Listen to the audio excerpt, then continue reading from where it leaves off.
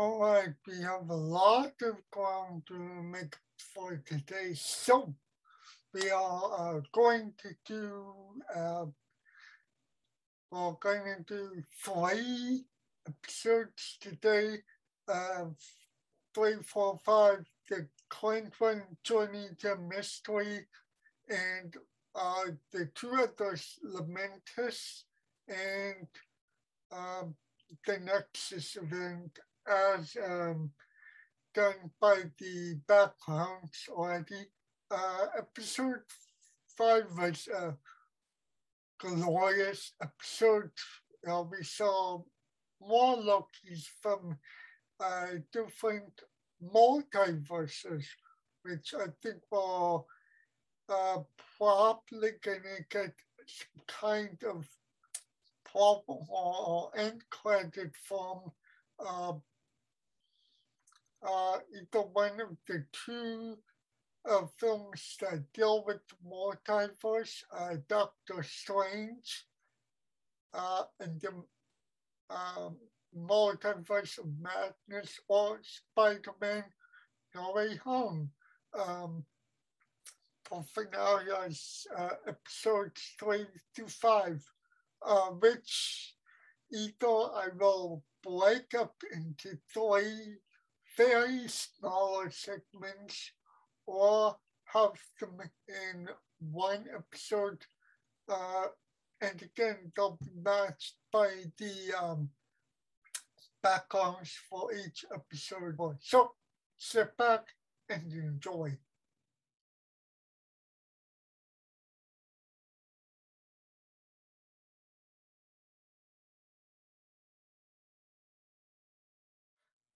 Hey, Ryan. Hey, Chris. Happy Saturday. How are you doing? Good. Yeah, sorry about last week. Yeah, likewise. I'm taking a drawing to animation class. Oh, wow. Enjoying the class, but like all last week, I got like bombarded with a lot of assignments. Oh, wow. And I totally like spaced on it too. I'm sorry. Oh, no, that's fine. Who's your teacher? Oh, Arthur King. Oh, that's what I'm taking in fall for digital illustration. Oh, what illustration? I'm taking him for digital illustration in the fall. Oh, cool. He's a really cool teacher to work with.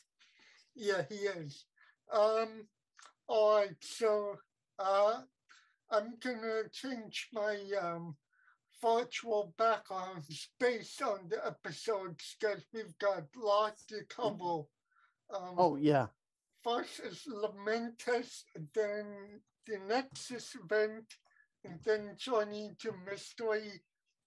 And then that'll get us covered as we're heading towards the finale, which is Rocky and Wild. I thought the first soundtrack did this, by the way, and the music's actually good. Yeah, I was just finishing rewatching episode 5, and like I totally dig the score in the episodes, especially episode 5. Yeah, so all right. So going back first is episode 3, Lamentus, which I put on one of my notes. This is like the shortest cast list I've ever seen, because besides we didn't see anyone from the TVA besides Renslayer in the beginning. Like on certain characters, and not like all over the board all the way from the TVA, and not just Loki's story and Sylvie's story, if I'm saying her name right. I felt like we was really focused on those characters more than anything else. Obviously because of the title of the show, but like I was really like focused on the episode. Hey, I'm picturing where all the last names should go, but all of them are blank. But I know where all of them should go. So Yeah, and I really liked the the lighting style and the cinematography of the episode. Yeah, I do. I'm right there with you on that. The lighting in this episode, they look like they took like their time with this episode, get the lighting right Yeah, and like the cinematography right and like the color grading too. It really like shined in this episode more. Oh my god. And like the production of design of this episode, it was very like intricate and detailed to every location where the characters were in their environment. yeah, yeah, yeah, being very centered. It was Loki and Sylvie's story, but yeah, I mean the set setting comes into play in the cinematography, which I read they copied like the same style from how the Mandalorian. No wonder it felt like it was like something from a science fiction because like the previous episodes it felt like very fantasy-esque Yeah, and like this episode felt very like more science fiction than most. I And, agree like with I you like there. I kind of like noticed that when you bring that up, it kind of got me thinking about it more now. Oh yeah, I agree with you. They're very science fiction-y, even with the title opening, like Lamentus 2077. I mean, they've gone like far into the future. Very far in the future, which I totally did because like I'm all right there when it comes to futuristic stuff. And like the vibe they're going with for Lamentus, like, oh my god, the visuals is like very stunning and very crisp and very clear with the visuals. It was like very detailed. It looked like they really took their time to like show the kind of future they want to show for Lamentus, Yeah, I mean, yeah, especially with the lighting too yeah, and how it projected on to the yeah, scenes. like I said, they only show a little bit of the TVA at the beginning. The rest of the episode's dedicated to this. So we got, let's see, I saw the TVA Lamentus. What makes Loki a Loki? That was a good quote. Yeah, I I wrote like, it here too. What makes a Loki a Loki? yeah, I'm going through my notes and stuff like with as well. I'm Gotcha. changing like gears because if I play the side, we only have like 15 to 20 minutes to talk about each episode. Gotcha. Compared, oh, the arc, I thought the arc was really good. Um, Yeah, the arc was really cool. adopted, Very futuristic for their transportation system. yeah, and then the soundtrack I got, they have the song that Tom Hiddleston sings, and it was like to me it sounded like very Gaelic, very Irish in Yeah, tone. I Uh, was feeling the same vibe too watching that scene. It yeah, felt like something from like a little bit from like a Scottish. I didn't, Seemed like he was trying to sing like an Asgardian song. I didn't even think of that. Oh, yeah, the all space of Thor in a train. My bad. Um, but yeah, the twist in that episode was all the TVAs or variants, the eight Yeah, TVA agent, which kind of plays on, before talking about the kind of 3 episodes, it kind of play, plays on both the episodes and the eventual season finale afterwards. Um, so yeah, um, and then yeah, the final note. Uh, I mean, I read on, but I wanted to get more input on because they use a lot of purple and A lot of what? You're uh, breaking out. light of well, it's called bisexual lighting, and it's the lighting they used with the cinematography. I've seen it used before, but it's like the first time I've heard about it. Huh. That explains why they're like really their focus, their lighting on so well. Yeah, but like I said, the lighting was very like played a crucial like element or part of the story, and I did like the overall magenta, lavender, blue like combo. Yeah, they really like played with the colors. It was like there was like some like neutral colors in the color palette of the lighting. I'm like, oh my god, Yeah, so impressive. that was impressive. So okay, let me get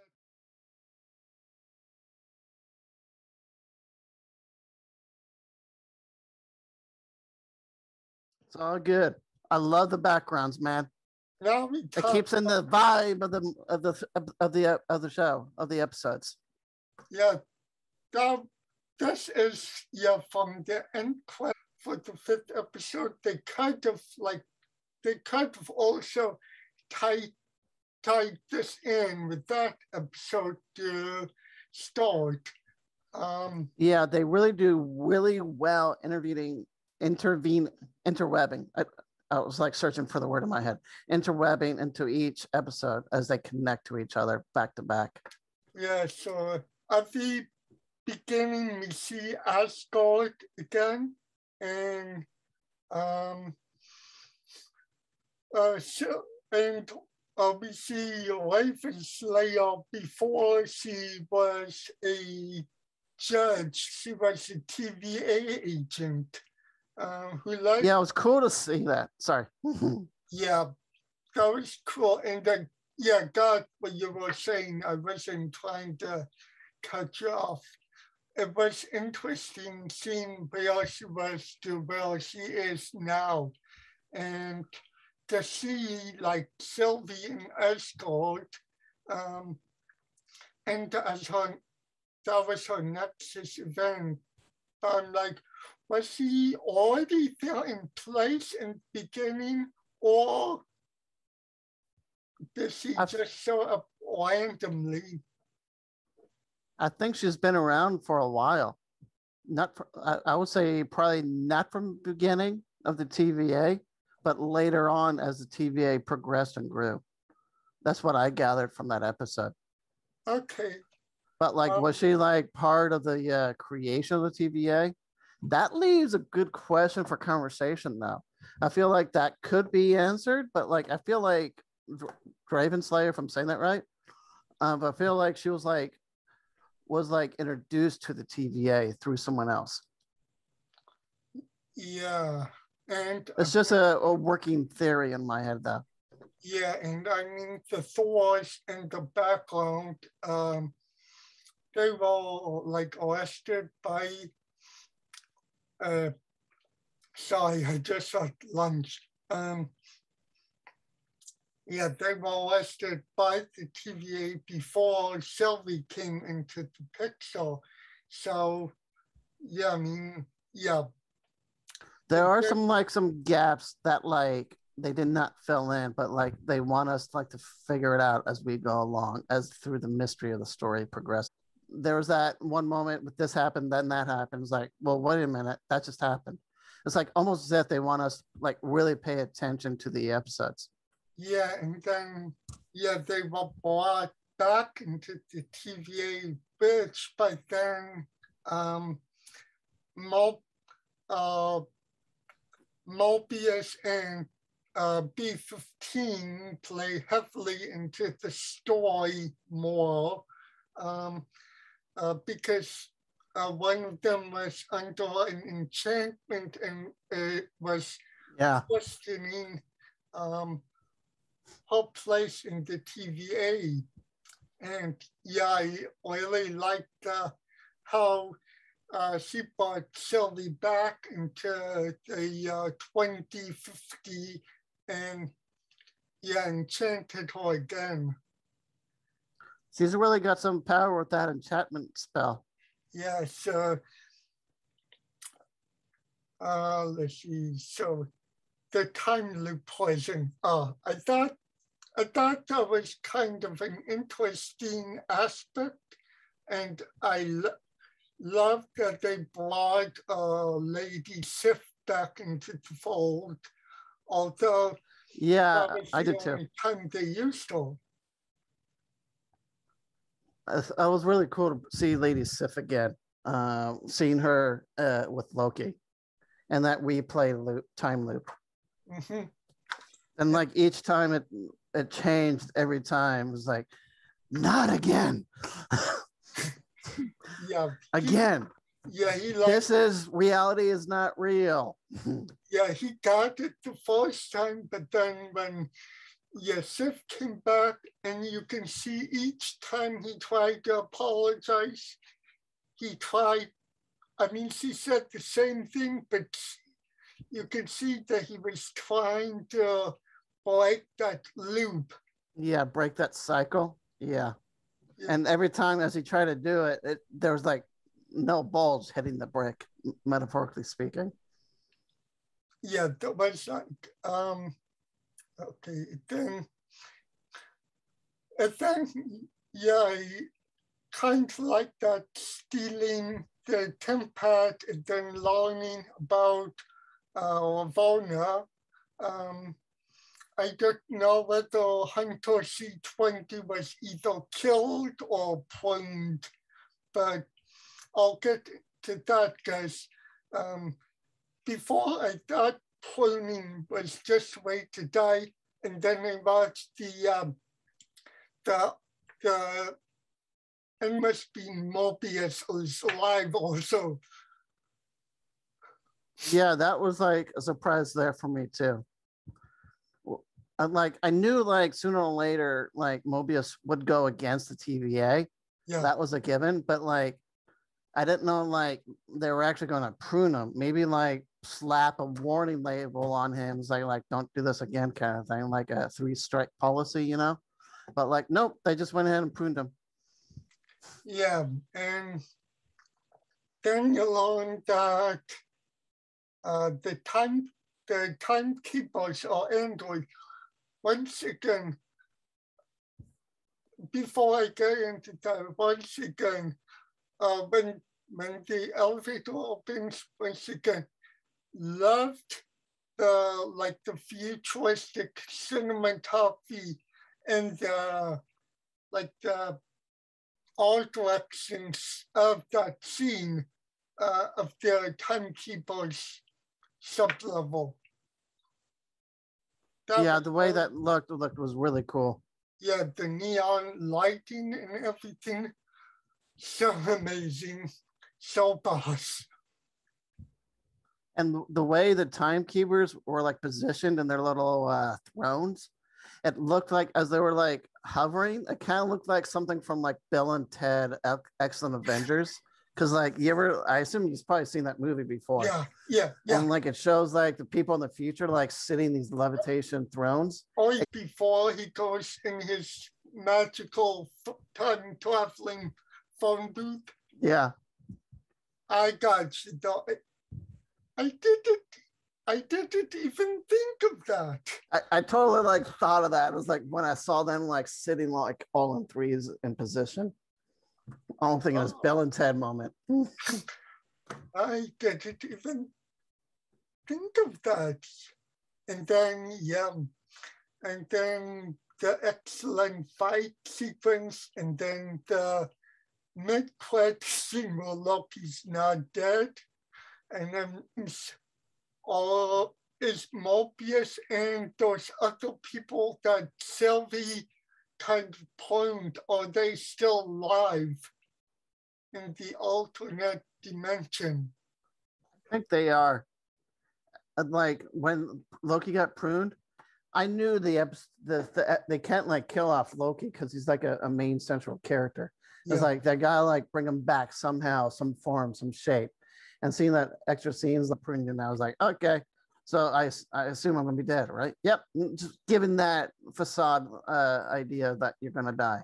Then later on, like, oh, he gets pruned and next thing he knows, he gets transported to another world. Yeah, and this is the quote I like comes off. Yeah, I mean they always come back in the end to kind of surprise you. Yeah, you said it perfectly. I can't even add on more to that. Yeah, and then I mean the revelation that Orvono was bad, which in the next episode hints that she might not know all the facts. But I mean, that was kind of a little surprise by itself. Yeah, me too. But like, yeah, it brings a little cool twist into the storyline. Yeah. So, all right. Next is.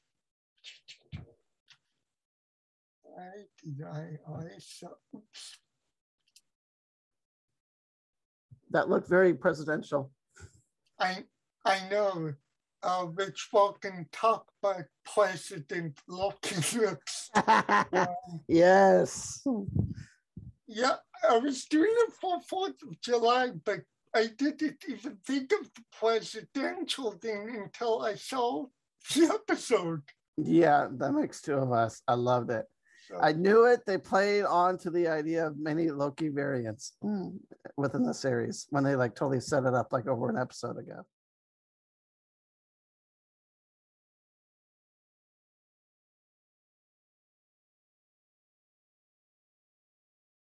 Okay, so yeah, episode 5 was really, really bonkers.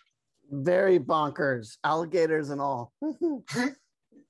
Yeah, so I wonder if they can make a stuffed toy of that to sell like over Christmas and stuff of the alligator Loki. So, but I'll not be surprised in a given like couple months after the series ends or something like that, like Christmas time.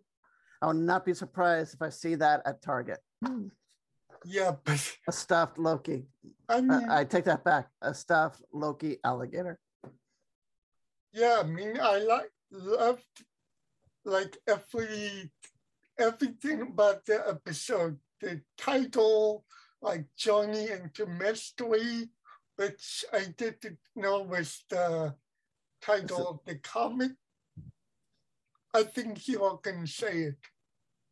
Yeah, I was going to say I like the title to this episode. Yeah, and that's the title of the comic book series. That I did not know. Don't know. Sorry, I thought you were going to say that, which is why I paused. It says the title comes, Loki made his first appearance in issue 85. The original version was renamed The Mighty Thor at 126.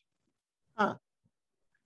That's cool. So I loved every like Thor they introduced. The ending of like the last episode introduced classic Thor, boastful Thor, and a kid variant of Thor, and of course the alligator / crocodile. I feel like that Loki got turned into an alligator from a different timeline. I don't know why, but I just have a feeling someone did that to him and he got turned into an alligator. That I could be wrong with that. It's just a working theory. Yeah, so I mean, yeah, there were a lot of great like one-liners in the episode. Oh yeah. Yeah. And like one was like, "You're telling me that thing is a Loki too?" And another one was like, "This is us as a kid, and this is us as an old man, and yeah, that's me as an alligator. Don't question it." Oh, The one-liners were great in this episode. yeah, and even the president Loki was like, "What the hell is so an alligator in here?" And then the fight sequence with the variant Lokis, I mean, bonkers. Very bonkers. And like seeing the older version of Loki, I loved it. And the guy that played him did well playing that role. Yeah, I mean, yeah, the Loki's fighting. I'm like, okay, I wonder if this is what the Hunger Games version of Loki would be. And like there was a couple things I did not pick up till later on. One's from a comic book too, for the Marvel's comics. And like the helicarrier from the Avengers was like in the background in one scene. And like another one he spotted was like also the Thanos ship from Endgame in the background in one scene. Oh, yeah, I need to probably watch it again. Yeah. Oh, and the Yellow Jacket. You remember Yellow Jacket from Ant-Man? Yeah, the very first one? Yeah. That big, huge helmet in the background? That was Yellow Jacket's helmet. Yeah, I caught it, and I think there was like a frog. Oh, yeah, I totally forgot about that. Frog in a bottle, because they did go down. Go down in the cameras, and I did catch that. I did catch, I think, the Yellow Jacket helmet, which I did read after that I think he's almost confirmed Yellow Jacket will return in Ant-Man 3. That's what I read. Interesting. But yeah, I didn't like pick up that mini Thor was a frog. It looked so small. It looked like a person like jumping up. But like if I had like zoomed in on that scene, I can believe that. Seeing Thor as a frog. Because the way it was jumping looked like a frog. Yeah, so yeah, and let's see.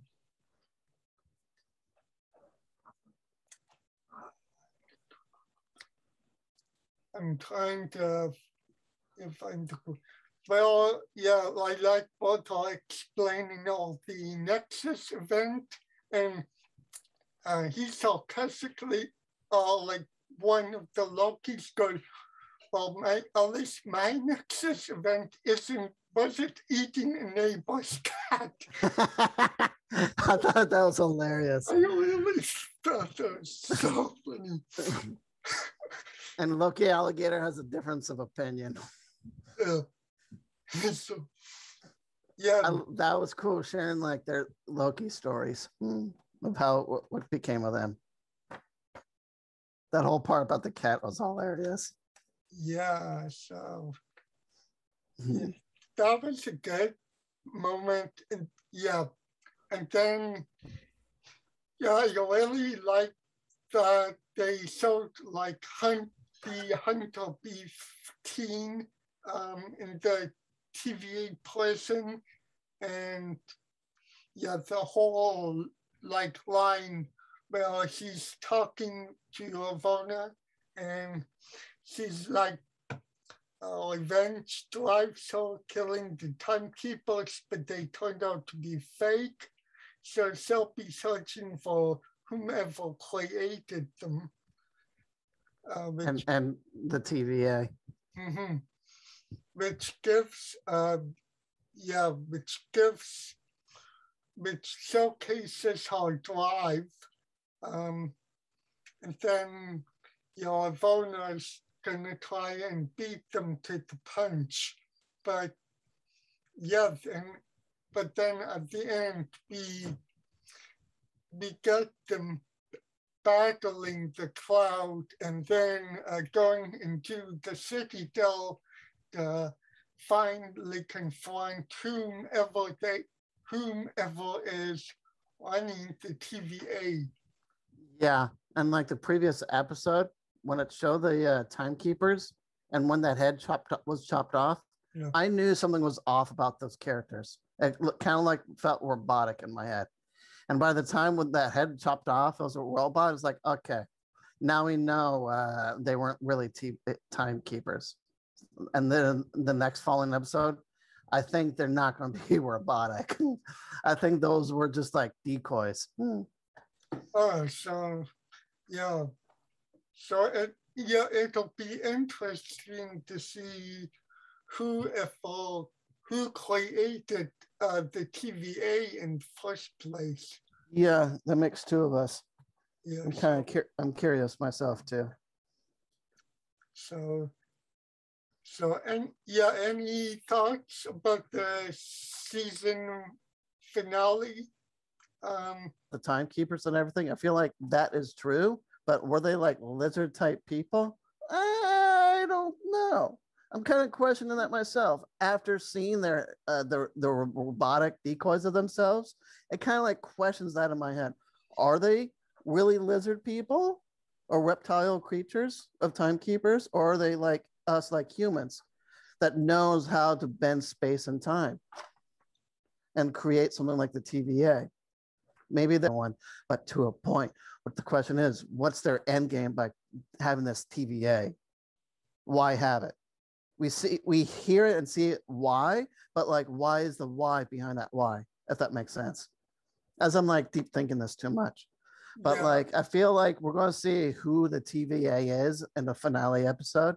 I feel like we'll have like questions like, what's Sylvia's end game after like destroying the TVA?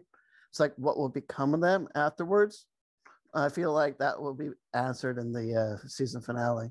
And what will become of Mobius too, since of her. Yeah, and to an extent, Orvona, because I think she's trying to find it out in her own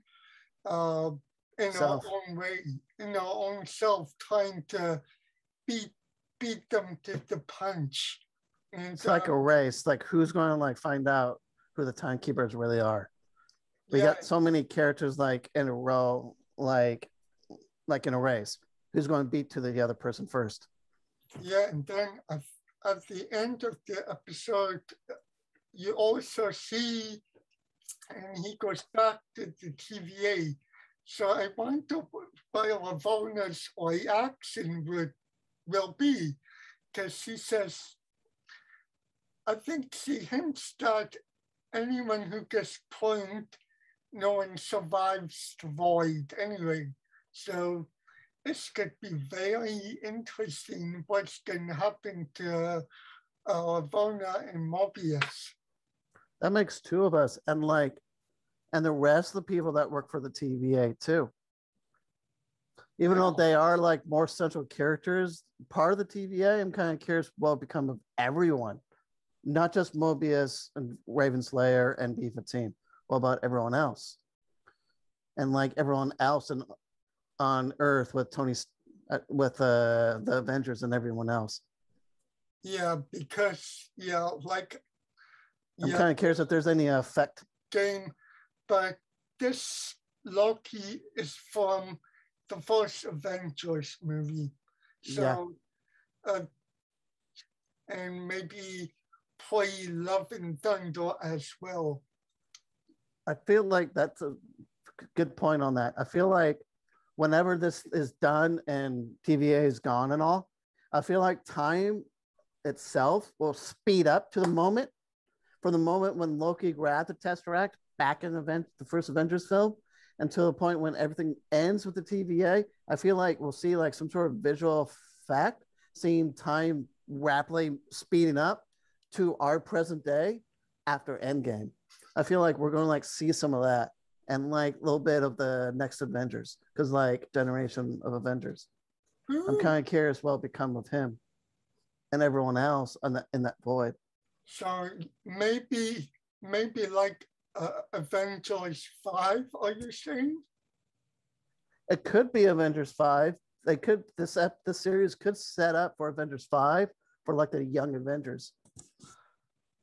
Okay, yeah, I'm calling if it's been a working theory I've been hearing going around. The Avengers title until something else. So yeah, young Avengers, it seems to be going that way with like Kate Bishop, the new Hawkeye, Yelena, the new Black Widow, which Taylor has already seen, and I'm gonna probably wait till like September when it comes out because I don't want to spend $30. So yeah, and then you've also got the new Ironheart, Miss Marvel, and then a lot of others. So yeah, that could overall lead into a new group of superheroes. And also I forgot to mention Cassie Lane, Scott Lane's daughter from Ant-Man, because I think they're also setting her up in Ant-Man Quantumania. I've heard the same story on that one too. Yeah. I just realized it when you said it. Your full title is Ant-Man and Wasp Quantumania. So, and then then where are the others like Blade, and maybe like the new Black Panther will be included in there as well, and the new Captain America, Falcon. So yeah, the next is throughout their series and their movies. Yes. Laying the seeds grow, see where it develops. Yes. All right. Right. Talking to you, man. You too, man. I'll talk to you later. Talk to you later. Say hi to all the kinfolk. Later, Chris. Marvel out. Marvel out.